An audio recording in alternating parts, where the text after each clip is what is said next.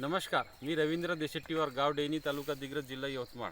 आज दिनांक 15/4/2026 माझ्या शेतातील वायगाव हळद हे बेनं उपलब्ध होणार आहे समोरच्या दिवसामध्ये। आज रोजी हा वायगाव हळदीची काढणी खोदून चालू आहे। हे आपलं सुभाष पाडेकर कृषी शेतीची आपण जोड दिलेली आहे।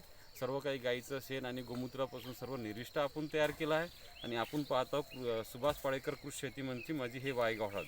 हे बघा, एकही कृषी केंद्रातून रासायनिक खत न आणता, कोणतंही कीटकनाशक आपण फवारणीसाठी विकत न आणता, सर्व काही आपल्या गाईचं शेण आणि गोमूत्रापासून आपली हे वायगाव हळद आपल्या मोसंबीमध्ये आंतरपीक 2 झाडाच्या मधामध्ये आपली हे वायगाव हळद आपण लागवड केलं होतं आणि आता त्याची काढणी सुरू आहे। आज रोजी आपली हे वायगाव हळद खोदून काढत आहोत आणि हे आता बेनं विक्री करता समोर याचे गट्टू पण विक्री करता उपलब्ध होणार आहे आणि याची कांडी पण विक्री करणार। हे बघा आपली,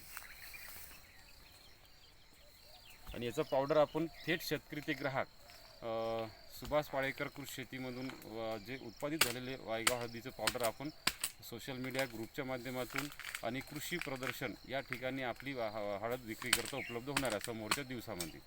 आणि हे आपण ओल्या हळदीपासून याचं हळद पावडर तयार करणार आहोत। धन्यवाद।